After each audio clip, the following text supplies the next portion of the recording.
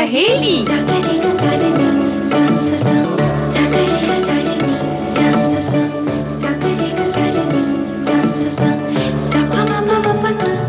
सभी सखियों, सहेलियों और सखाओं को रेडियो सखी ममता सिंह का नमस्कार। मंजरी जी, आपको भी हमारा नमस्कार। ममता जी, आपको और सुनने वाली सभी सखियों को और भाइयों, सखा भाइयों को मंजरी वर्मा का प्यार भरा नमस्कार, खूब सारा नमस्कार।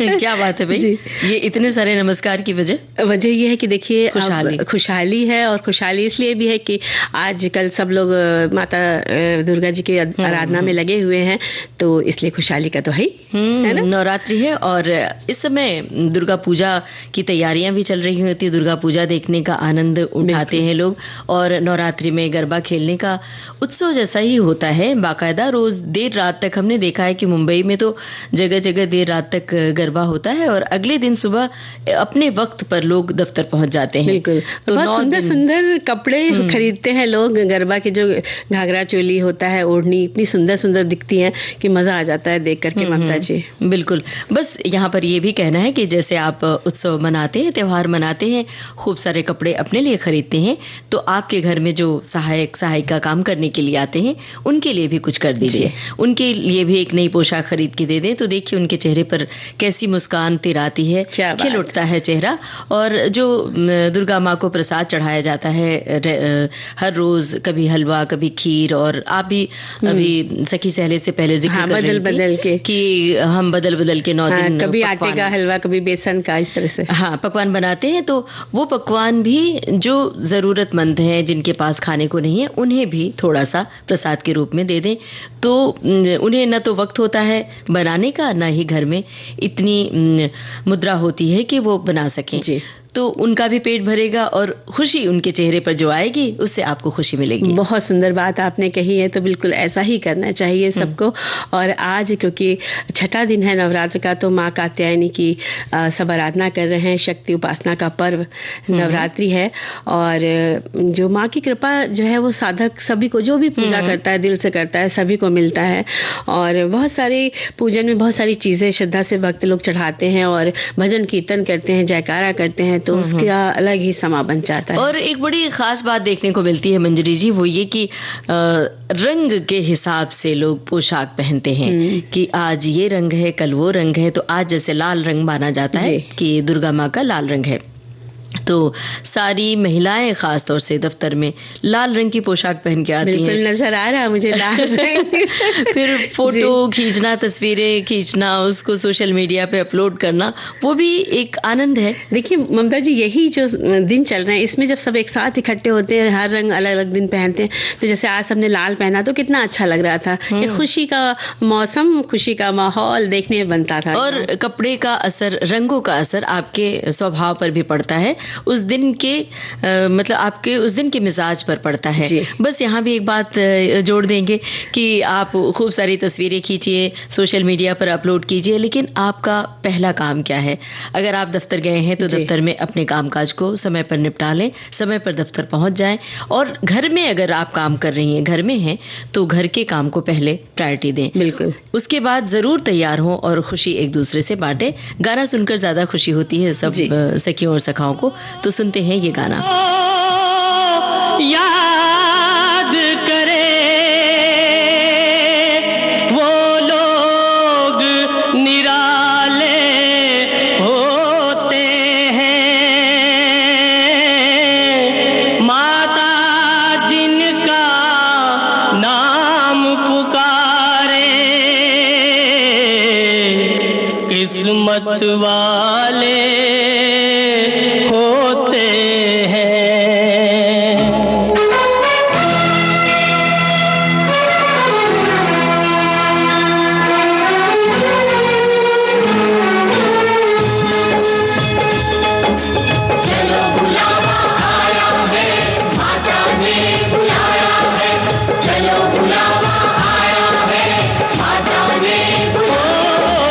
चलो बुलावा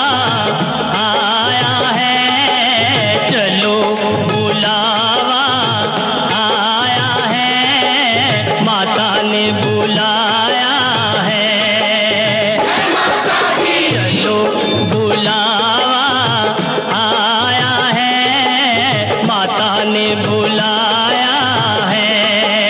ओ ऊंचे पर्वत पे रानी माँ ने दरबार लगाया है। चलो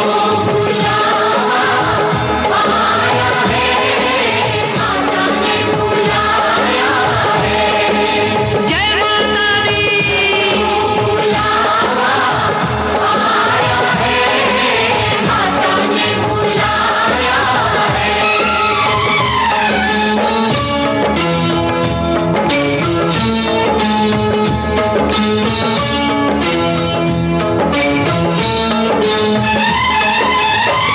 सारे जग में एक ठिकाना सारे गम के मारों का। सारे जग में एक ठिकाना सारे गम के मारों का। रास्ता देख रही है माता अपनी आँख के तारों का। रास्ता देख रही है माता अपनी आँख के तारों का। मत हवाओं का एक झोंका ये संदेशा लाया है। चलो बुलावा आया है, माता ने बुलाया है। जय माता दी, जय माता दी, जय माता दी कहते जाओ। जय माता दी, जय माता दी, जय माता दी कहते जाओ। जय माता दी, जय माता दी कहते जाओ। आने जाने वालों को चलते जाओ। तुम मत देखो अपने पाँव के छालों को। चलते जाओ तुम मत देखो अपने पाँव के छालों को। जिसने जितना दर्द सहा है उतना चैन भी पाया है। चलो बुलावा आया है, माता ने बुलाया है। जय माता दी।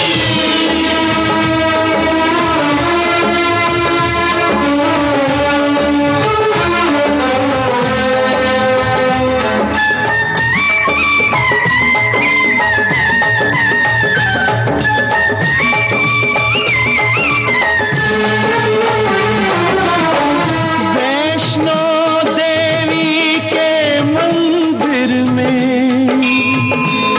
वैष्णो देवी के मंदिर में लोग मुरादें पाते हैं और रोते रोते आते हैं, हंसते हंसते जाते हैं।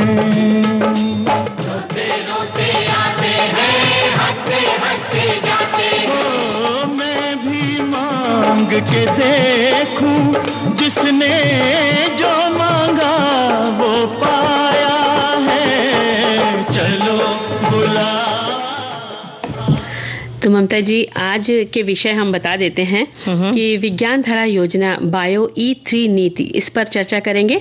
और आज है वायुसेना दिवस और घर की स्वच्छता में सभी का सहयोग, इस पर भी चर्चा करेंगे। एक चीज तो आप छोड़ रही हैं, गीत मंजरी। हाँ, वो हम छोड़ेंगे। आप अपना नाम जोड़ लीजिए इसमें। जी, वो तो आपके लिए रखा मैंने, क्या आप बोलेंगी। गीत मंजरी में हम संभलना शब्द से गाने सुनवाएंगे और उस पर चर्चा भी करेंगे और ज्वार खाने के क्या फायदे होते हैं, थोड़े से नुस्खे भी बताएंगे। जी, तो ज्वार की रोटी तो पसंद है ना खाना? बिल्कुल पसंद है, आज ही बनाइए। तो रोज बनाते हैं। हाँ, तो विषय हमने बता दिया और हमें इंतजार रहेगा कि हमारे जो श्रोता हैं क्या लिखते हैं, उनके क्या विचार हैं इन विषयों पर। और अब जो हमारे पास हमारे जो विचार हैं वो हम अपने श्रोताओं तक पहुंचाते चले। विज्ञान धारा योजना एक सरकार की ओर से योजना चलाई जा रही है। विज्ञान धारा योजना के अंतर्गत बायो E3 नीति के बारे में हम थोड़ी सी जानकारी दे देते हैं अपने श्रोताओं को। जी, और सरकार द्वारा कई योजनाएं चलाई जा रही हैं। उसी क्रम में आज हम बायो E3 नीति पर चर्चा करेंगे। हाल में ही सरकार ने जैव प्रौद्योगिकी विभाग के प्रस्ताव उच्च प्रदर्शन जैव विनिर्माण को बढ़ावा देने के लिए अर्थव्यवस्था, पर्यावरण और रोजगार के लिए जैव प्रौद्योगिकी बायो E3 नीति को मंजूरी दी। अब सवाल ये उठता है कि विज्ञान धारा योजना के अंतर्गत केंद्रीय मंत्रिमंडल ने एक तो बायो E3 यानी जैव प्रौद्योगिकी योजना को लिया और विज्ञान और प्रौद्योगिकी मंत्रालय की 3 योजनाओं को मिलाकर एक योजना एक साथ बना दी है, जिसे विज्ञान धारा योजना कहा गया है, जिसका वित्तीय परिव्यय वर्ष 2025-26 तक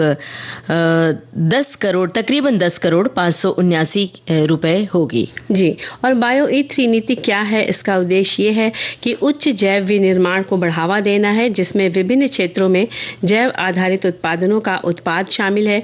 ये जो बायो E3 नीति है वो व्यापक राष्ट्रीय लक्ष्यों के अनुरूप है, जैसे नेट जीरो कार्बन अर्थव्यवस्था प्राप्त करना और सर्कुलर बायो इकोनॉमी के माध्यम से सतत विकास को बढ़ावा देना। बायो E3 योजना का लक्ष्य रिसर्च, नए बिजनेस और इनोवेशन को बढ़ावा देना और देश की अर्थव्यवस्था को इससे मजबूती मिलेगी। और इस नीति का उद्देश्य भी तो है, क्या उद्देश्य है बताइए? इसका उद्देश्य है कि अनुसंधान एवं विकास और उद्यमिता में नवाचार पर जोर देती है और bio manufacturing, bio A1 hub व बायो फाउंड्रीज की स्थापना करती है, जिसका उद्देश्य भारत के कुशल जैव प्रौद्योगिकी कार्यबल का विस्तार करना है, जो पर्यावरण के लिए जीवन शैली कार्यक्रमों के साथ समायोजित और संरेखित करती है तथा पुनर्योजी जैव यानी पुनर्योजी कृषि, पारंपरिक कृषि एक समग्र कृषि प्रणाली है जो रासायनिक उर्वरकों और कीटनाशकों के उपयोग को कम करने और खेतों की जुताई कम करना या जुताई के बाद मिट्टी को फिर से तैयार करना और इसके अलावा पशुधन को एकत्र करना और फसलों का किस तरह से इस्तेमाल किया जाए इस पर जोर देना, मिट्टी में पोषक तत्वों को बेहतर बनाना और फसलों में विविधता लाने से इसका तात्पर्य है। यानी पुनर्योजी जैव अर्थव्यवस्था मॉडल के विकास को लक्षित करता है एवं जैव विनिर्माण केंद्रों की स्थापना के माध्यम से विशेष रूप से टियर 2 और टियर 3 शहरों में महत्वपूर्ण रोजगार सृजन करना है और ये केंद्र स्थानीय बायोमास का उपयोग कर क्षेत्रीय आर्थिक विकास और समता मूलक विकास को बढ़ावा देंगे। और भी जानकारी हम इसकी नेट से प्राप्त कर सकते हैं। बायो E3 नीति की जो मुख्य विशेषताएं हैं उनमें ये शामिल है कि जैव आधारित रसायन और एंजाइम और कार्यात्मक खाद्य पदार्थ और स्मार्ट प्रोटीन तैयार करना, स्वास्थ्य सेवा परिणामों को बेहतर बनाने के लिए सटीक चिकित्सा को आगे बढ़ाना और जलवायु लचीली कृषि, कार्बन कैप्चर और इसका उपयोग किस तरह किया जाता है, ये भविष्य के समुद्री और अंतरिक्ष अनुसंधान इस नीति के द्वारा विज्ञान और प्रौद्योगिकी जो संस्थागत बुनियादी जो ढांचे होते हैं उन्हें बढ़ाना और मानव संसाधन पूल का विकास करना होता है। और अब सखी सहेली कार्यक्रम में अंतराल का समय हो चुका है, तो लेते हैं छोटा सा ब्रेक। क्या हुआ?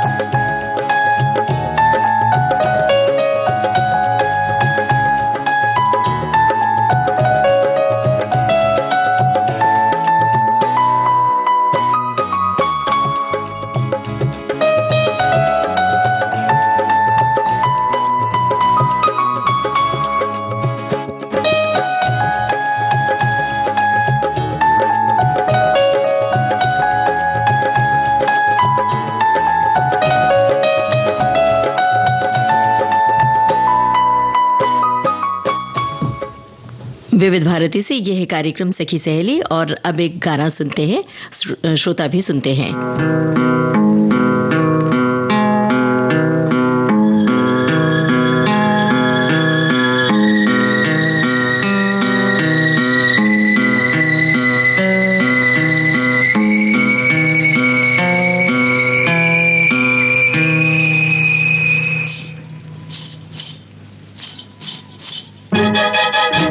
ये साथी फिल्म का गाना है, लता मंगेशकर की आवाज। मजरूह सुल्तानपुरी के बोल हैं, नौशाद का संगीत है।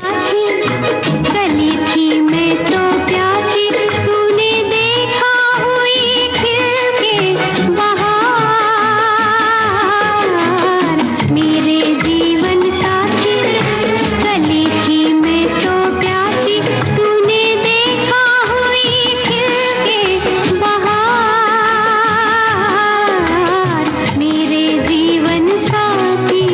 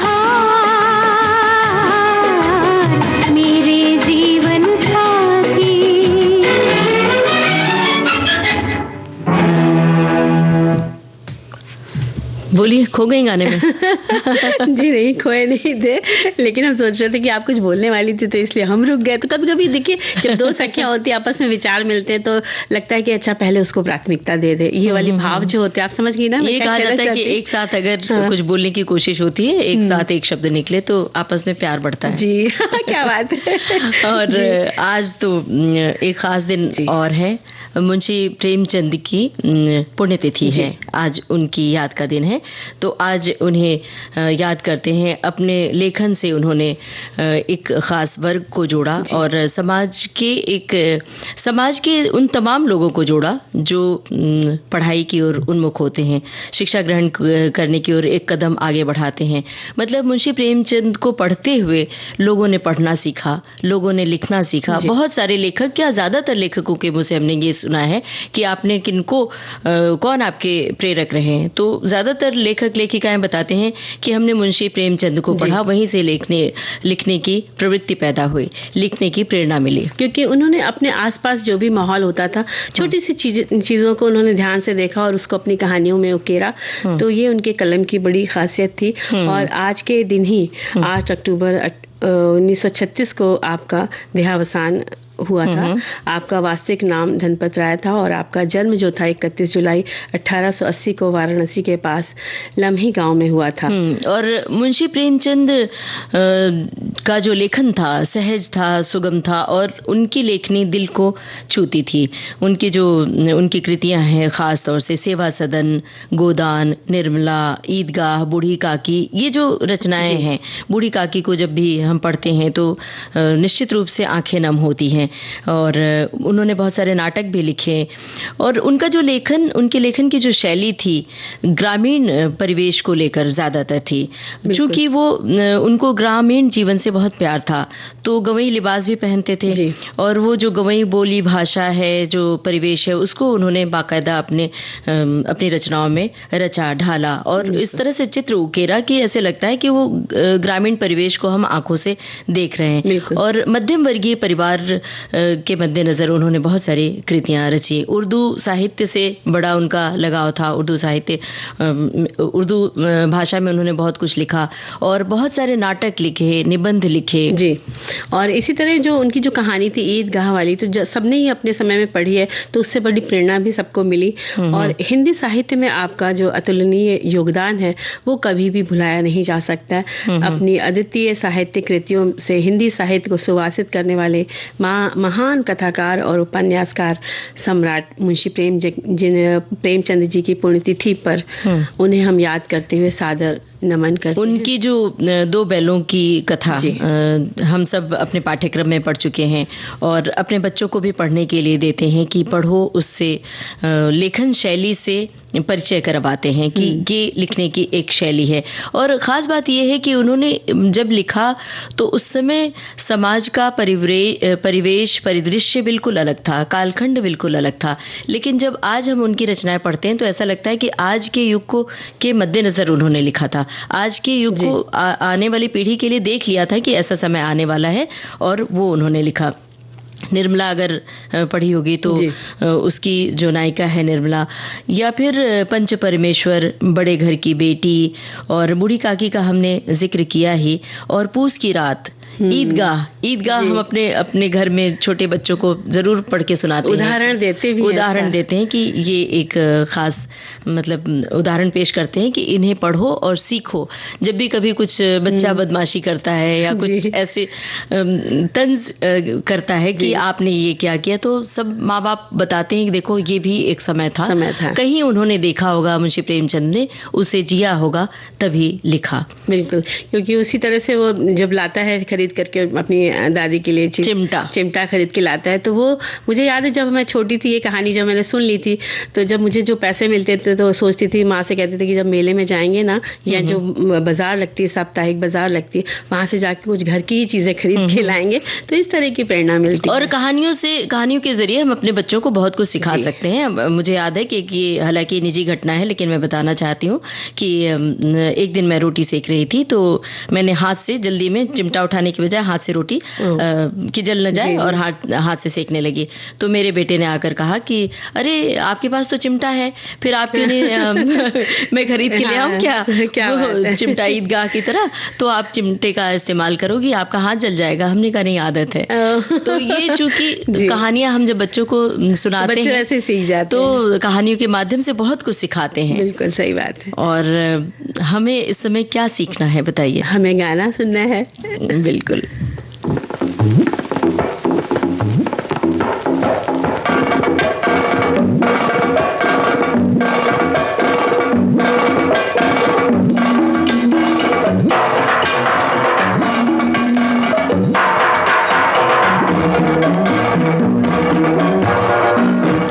ये गोदान फिल्म का गाना है, मुंशी प्रेमचंद की कृति पर आधारित है।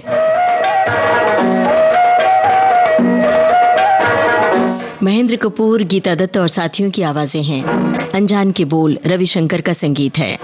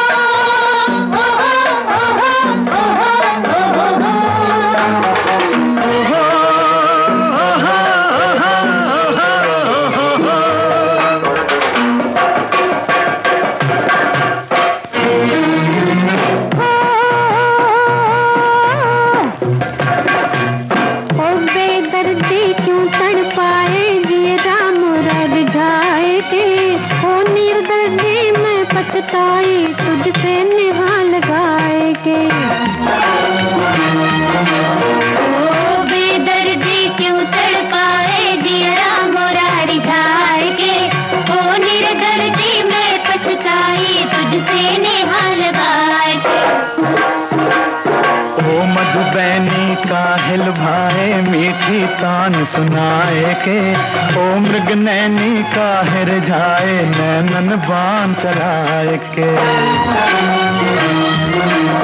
ओ मधुबनी काहे लुभाए मीठी तान सुनाए के, ओ मृग नैनी काहे रिझाए नैनन बाण चलाए के।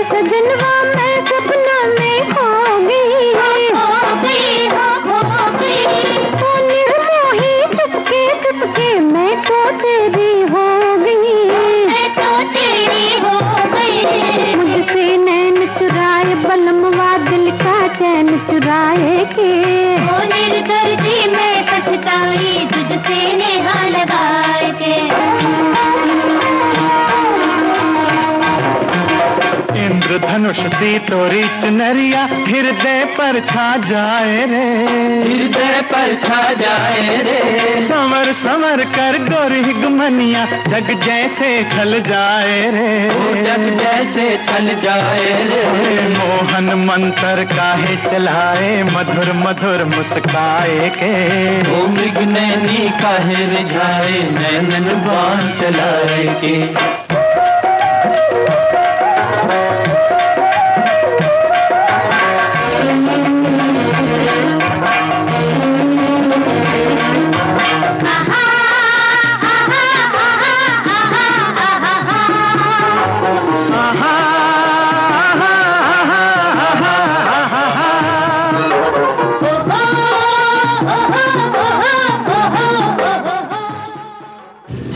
गोदान फिल्म का गाना था और वक्त हो चला है अंतराल का।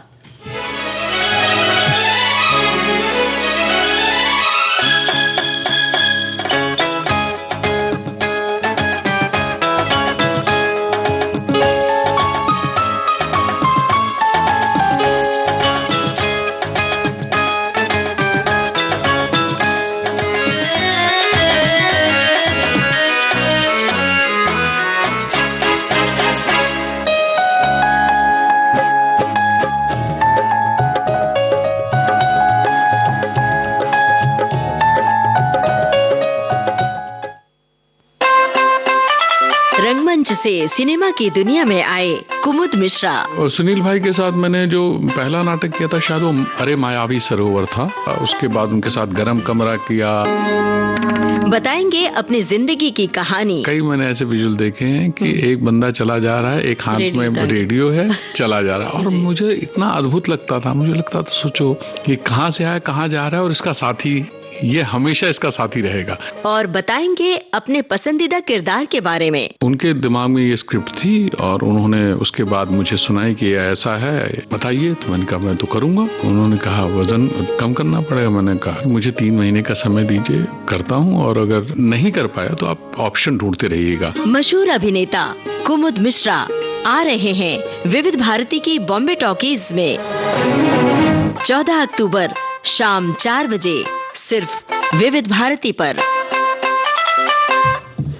ममता जी, आज हम लोग बात करेंगे वायुसेना दिवस पर।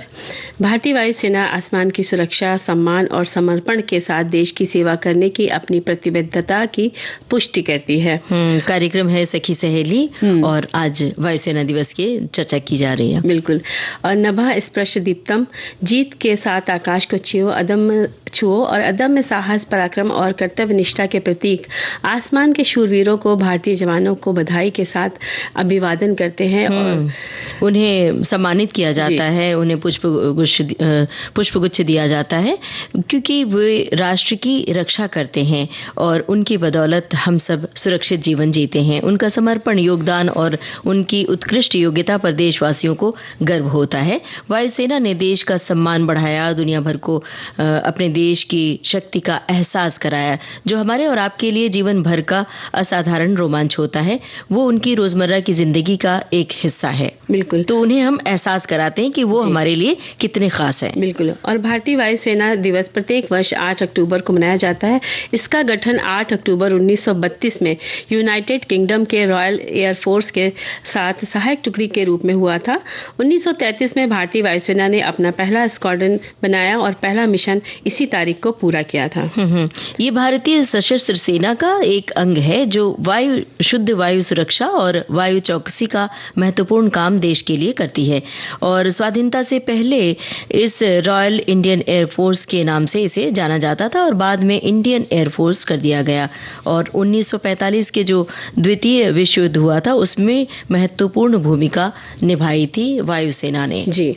और वायुसेना के कार्य हैं कि देश की हवाई सुरक्षा करना, दुश्मनों के विमानों को नष्ट करना, शत्रुओं पर बमबारी करना, सैनिकों को हवाई समर्थन देना और इसके साथ साथ सामरिक और रणनीतिक एयरलिफ्ट करना, अंतरिक्ष आधारित संपत्तियों का इस्तेमाल करना, आपदा राहत कार्यक्रमों में मदद करना, राष्ट्र की रक्षा में आंतरिक शक्ति का इस्तेमाल करना। और इस वर्ष की थीम है, मतलब हर साल एक थीम होती है। इस वर्ष की थीम है भारतीय वायुसेना सक्षम, सशक्त और आत्मनिर्भर, जो राष्ट्रीय सुरक्षा, आत्मनिर्भरता और आधुनिकीकरण के प्रति बल की प्रतिबद्धता पर प्रकाश डालती है। बिल्कुल। और वायुसेना में महिलाओं की भागीदारी एक महत्वपूर्ण शक्ति की तरह उभर कर आई है। आज महिला पायलट्स और तकनीकी स्टाफ में महिलाओं की संख्या में बहुत वृद्धि हुई है। और जैसे कि हमारी जो फ्लाइट लेफ्टिनेंट भावना कंठ हैं, फ्लाइट लेफ्टिनेंट अवनी चतुर्वेदी और फ्लाइट लेफ्टिनेंट मोहना सिंह ने भारत की पहली महिला फाइटर बनने का गौरव प्राप्त किया है। और ये भारतीय वायुसेना में नए कीर्तिमान स्थापित कर रही हैं और देश के युवाओं के लिए प्रेरणा स्रोत बनी हुई है। यानी कि महिलाओं ने भी इस क्षेत्र में अपना कदम रखा है। तो महिलाओं के लिए भी प्रेरणा की स्रोत है। और अब एक गाना सुन लें।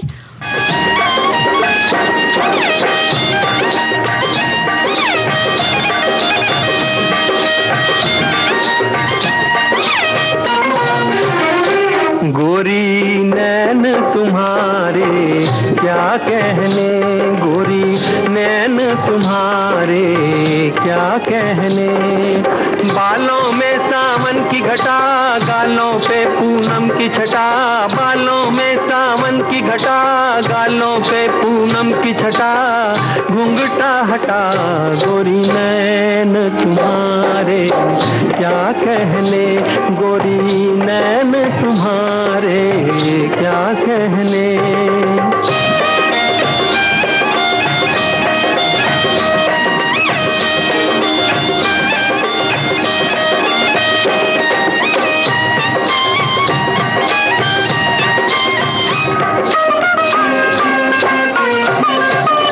चंचल चंचल चाल तुम्हारी, हिरनी धोखा खाए, गोरा गोरा देख के मुखड़ा, चंदा छुप छुप जाए, बात करे तो फूल झरे, मुस्काए तो रंग भरे, बात करे तो फूल झरे, मुस्काए तो रंग भरे, जुल्म करे, गोरी नैन तुम्हारे क्या कहने, गोरी नैन तुम्हारे क्या कहने।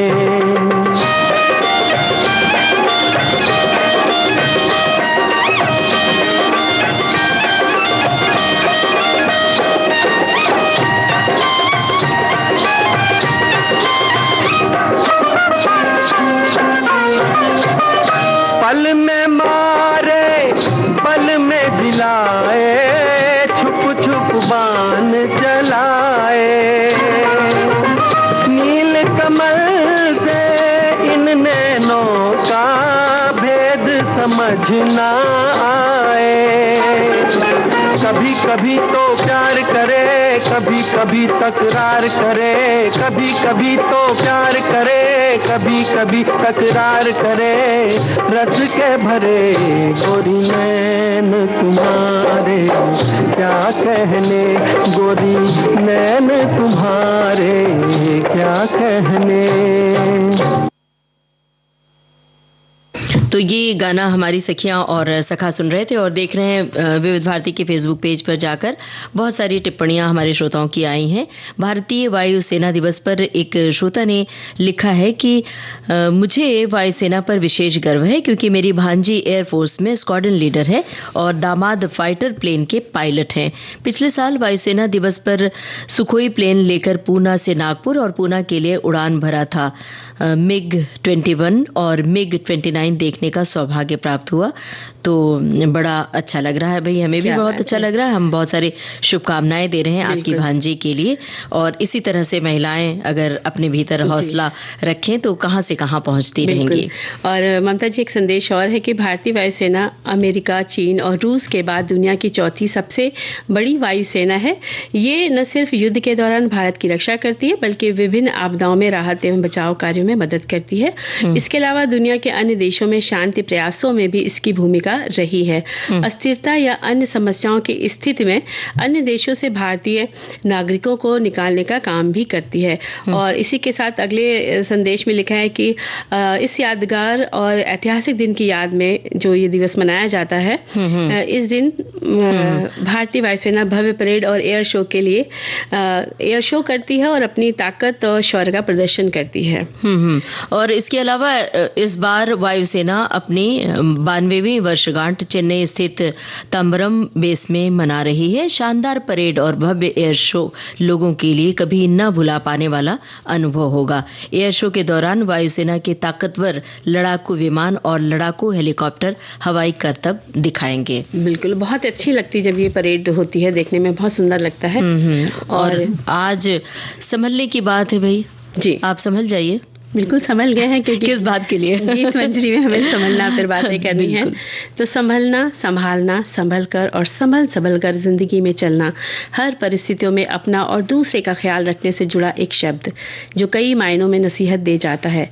सीखते हैं हम तभी जब हम संभल के चलते हैं, क्योंकि राहें वो तो कांटे भरी होती हैं, फूल मिलते हैं, खुशियां दे जाते हैं, लेकिन जो कांटों से बचकर संभल कर राह आसान करता है वही मंजिल तक पहुंच जाता है। सोचते तो बहुत लोग हैं हम कि संभल कर खुद को संभालते हुए फासले तय करें, न छल करें और न समझौता करें, लेकिन जिंदगी है जनाब, करवटें तो बदल ही लेती है। कभी तूफानों से लड़ते हैं, कभी अंधियारे से डरते हैं, खुद को संभालते हुए आने वाले प्रभात की रोशनी का इंतजार करते हैं। संभालना मुश्किल भी नहीं, अगर संभालने वाला कोई और मिल जाए। जरा संभलना, हाँ, बड़े धोखे हैं इस राह में, बाबूजी धीरे चलना, प्यार में जरा संभलना, हाँ, बड़े धोखे हैं इस राह में, बाबूजी धीरे चलना।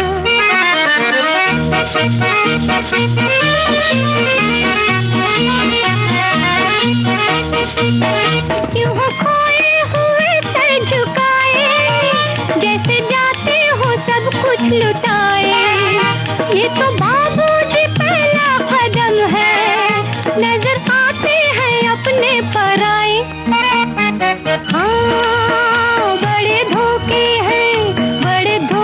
हैं इस राह में, बाबूजी धीरे चलना, प्यार में जरा संभलना, हाँ, बड़े धोखे हैं इस राह में, बाबूजी धीरे चलना।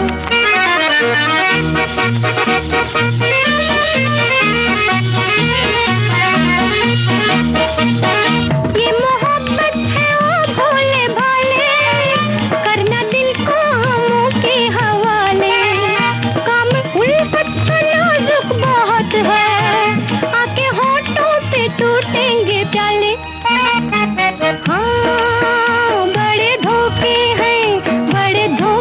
हैं इस राह में, बाबूजी धीरे चलना, प्यार में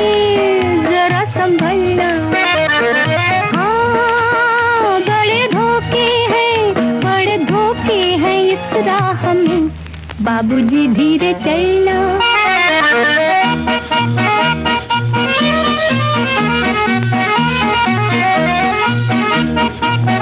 हो गई है किसी से जो अनबन, थाम ले दूसरा कोई दामन। जिंदगानी की राह अजब है, वो अकेला तो लाखों है दुश्मन। हाँ बड़े धोखे हैं इस राह में बाबूजी धीरे चलना। प्यार में जरा संभलना। हाँ बड़े धोखे हैं। भाई संभलना तो जिंदगी की हर राह पे चाहिए। संभल कर चलेंगे तभी जिंदगी खूबसूरत होगी। और जब कोई मिल जाता है तो जिंदगी फिर रफ्तार ले लेती है। वहीं कहीं दिल के किसी कोने में धड़कनों की लहरें टकराती हैं। ये आवाज आती है कि संभलना जरा, वो वक्त तो आने दो, कोई पैगाम लाएगा, कोई अपना बनाएगा, फिर उसकी यादों को संभाल कर राहों पर संभल कर चलना होगा। ये जिंदगी के रंग हैं, कभी ऐसे चढ़ते हैं कि उतरते ही नहीं, और कभी उतरते हैं तो दाग दे जाते हैं। कभी जो दे गया दाग उसकी पोटली बनाकर आज भी संभाल कर रखी है। शायद किसी रोज मुलाकात हो जाए और ये बात हो जाए, संभाला है मैंने बहुत अपने दिल को, फिर क्यों न जिंदगी की शाम हो जाए। क्योंकि संभलना भी खुद से है और लड़ना भी खुद से है। बड़े नसीब से मिलता है किसी का साथ जिसे हम अपना कह सकें।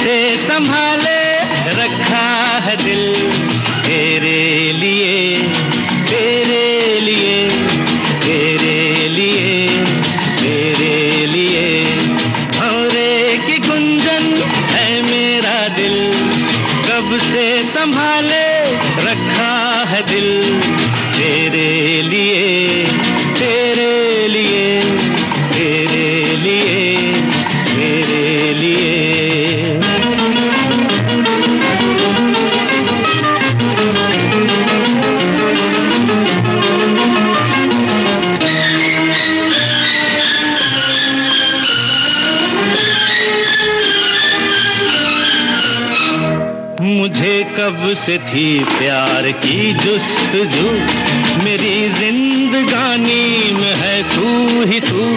मुझे कब से थी प्यार की जुस्तजू, मेरी जिंदगानी में है तू ही तू। मैं आया हूँ दुनिया में तेरे लिए, मेरे दिल में झूमे तेरी आरज़ू। भंवरे की गुंजन है मेरा दिल, कब से संभाले तो रखा है दिल तेरे लिए, तेरे लिए, तेरे लिए, तेरे लिए, तेरे लिए, अम्मा तेरे लिए। बात संभलने की चल रही है ना। साथ कब तक किसी का रहता है, कोई आता है कोई जाता है। संभलना तब भी था, संभलना अब भी है, लेकिन अब संभालेगा कौन? क्योंकि प्यार में दर्द भी मिलता है और प्यार भी। इश्क में बिछड़ना मिलना समय का अजब पल है। जो तकदीर तस्वीरों में रंग भरती है, उसे संवारती है तो कभी संभालती है, कभी रूठ भी जाती है। तभी ये एहसास होता है कि संभालो अपने आप को। रिश्तों के ताने बाने में मन कुछ बुनता जाता है। उथल पुथल विचलित सा मन अपने आप को संभाले कैसे भला। दो लफ्जों को न संभाल पाने से रिश्ते बनते बनते सिमट भी जाते हैं, बिगड़ जाते हैं। ये खेल संभलने संभालने का इतना आसान न समझिए देखिए जनाब, ये मुस्कुराते हुए चेहरों पर उदासी की लकीरें कभी बना देती हैं तो कभी रौनकें ला देती हैं। अगर आगे बढ़कर आपको संभाला ना होता तो रिश्ते बड़े अनमोल होते हैं, जरा उन्हें संभालिए।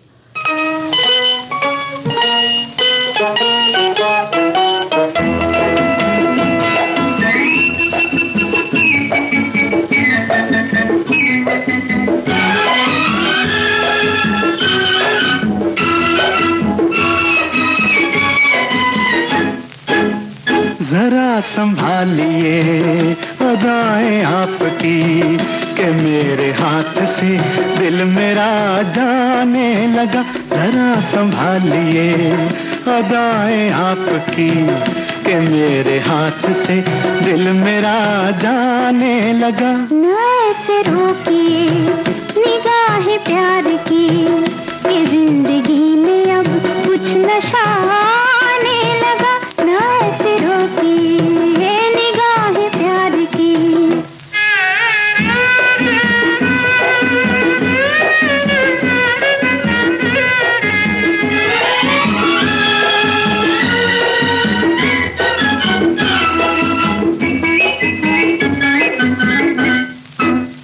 खिली खिली चांदनी जगमगाती रहे, हर घड़ी प्यार की मुस्कुराती रहे। सुहानी चांदनी में दिल कहीं खो जाए ना। जरा संभालिए अदाएं आपकी कि मेरे हाथ से दिल मेरा जाने लगा। न ऐसे रोकिए निगाहें प्यार की।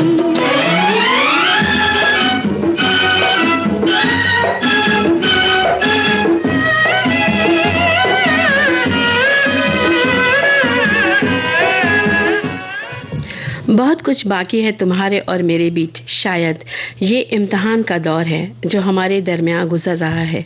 काश तुम उस वक्त संभल जाते और मुझे संभाल लेते तो ये फासले यूं ना होते। तकदीर बदल देती रास्ता, यूं रास्तों के पत्थरों से ठोकर तो न लगती। आज सोचती हूँ तो पलकों के किनारे नम तो होते हैं मगर कहीं सूख कर सफेद निशान छोड़ जाते हैं। जरा संभालो खुद को, सफर अभी बाकी है। कितना लंबा सफर तय कर चुके हैं खुद को संभालते संभालते, संभल कर चलते और दूसरों को संभालना भी सिखाया। वो दूर चले गए, संभल कर पग मंजिलों की ओर बढ़ते चले गए। किनारों की तलाश अभी बाकी है, संभाला है सबको और अब अकेले का सफर संभल कर तय करना बाकी है। शाम का धुंधलका धीरे धीरे करीब आता जा रहा है और हम संभल कर एक सफर से दूसरे सफर की ओर बढ़ते चले गए हैं। गुलाबी आंखें जो तेरी देखी, शराबी ये दिल हो गया। संभालो मुझको ओ मेरे यारो, संभलना मुश्किल हो गया।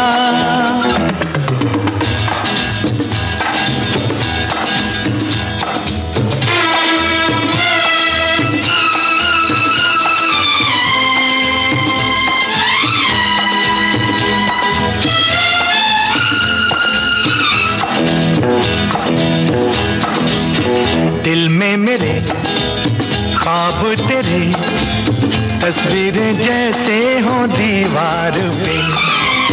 तुझ पे फिदा मैं क्यों हुआ, आता है गुस्सा मुझे प्यार पे। मैं लुट गया मान के दिल का कहा, मैं कहीं का ना रहा। क्या कहूँ मैं दिलरुबा, पूरा ये जादू तेरी आंखों का, ये मेरा कातिल हो गया। गुलाबी आंखें जब तेरी देखी, शराबी ये दिल हो गया।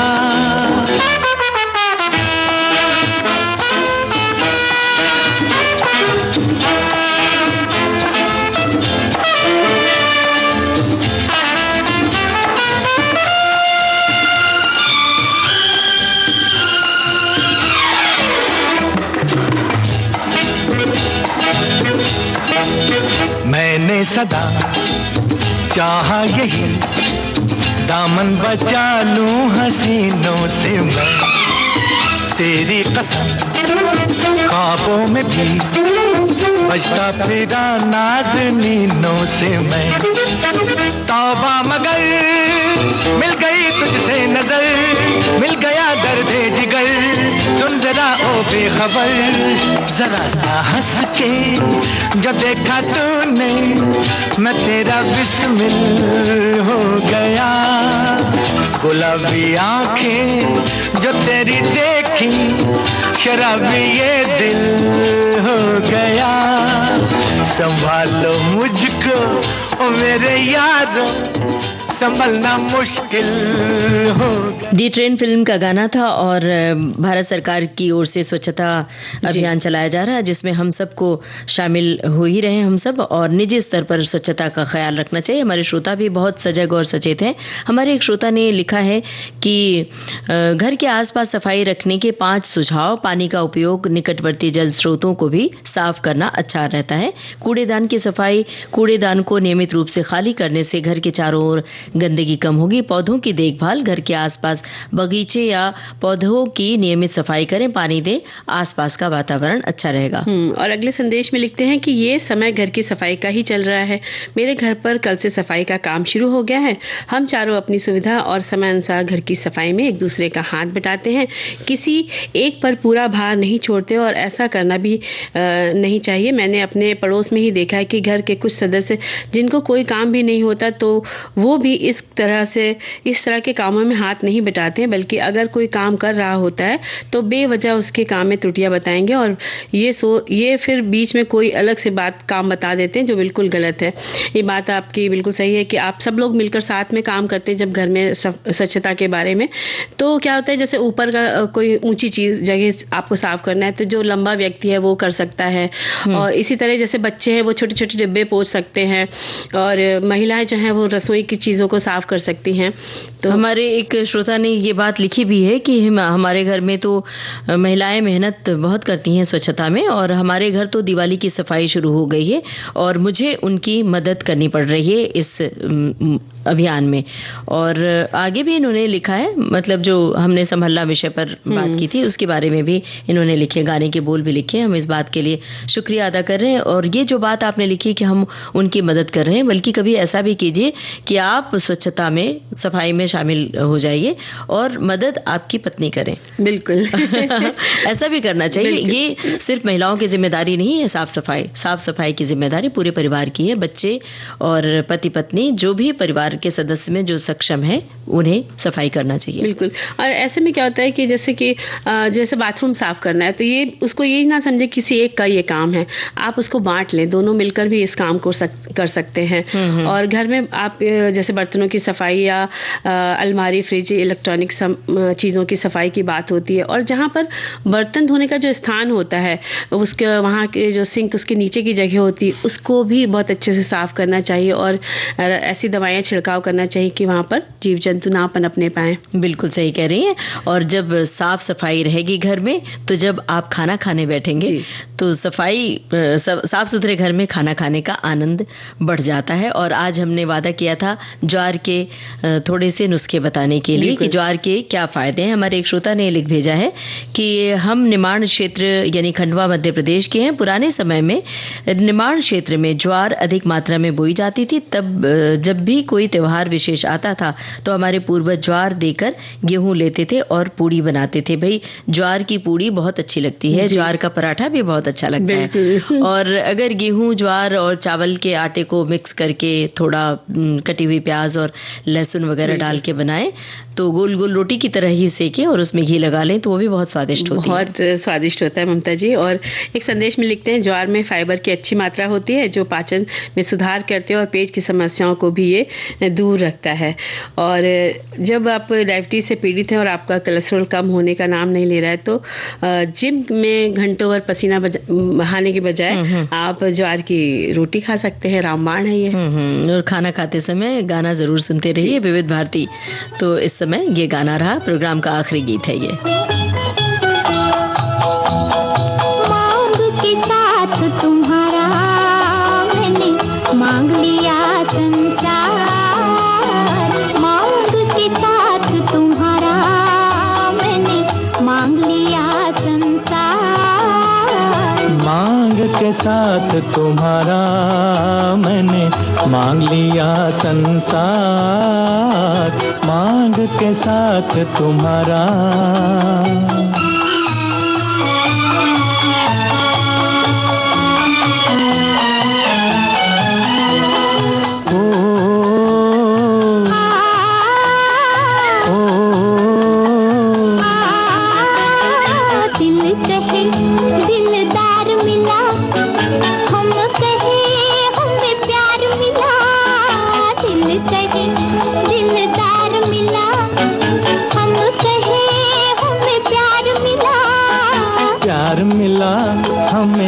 मिला, एक नया संसार मिला, प्यार मिला, हमें यार मिला, एक नया संसार मिला।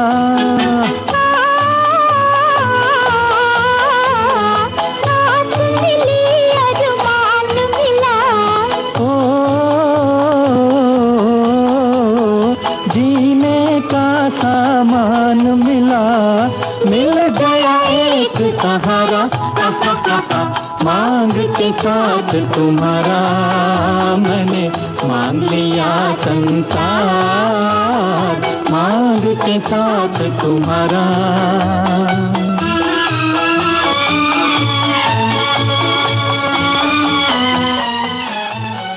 नया दौर फिल्म का ये गाना था और अब घड़ी की ओर देखिए मंजरी जी, बिल्कुल भी वक्त नहीं है कि गाना सुनवाए, आप बोले बतियाएं जी। तो अब श्रोताओं से लेते हैं इजाजत। आप सभी को ममता सिंह और मंजरी वर्मा का नमस्कार। सखी सहेली कार्यक्रम की प्रोड्यूसर अनुश्री पाठक। सखी सहेली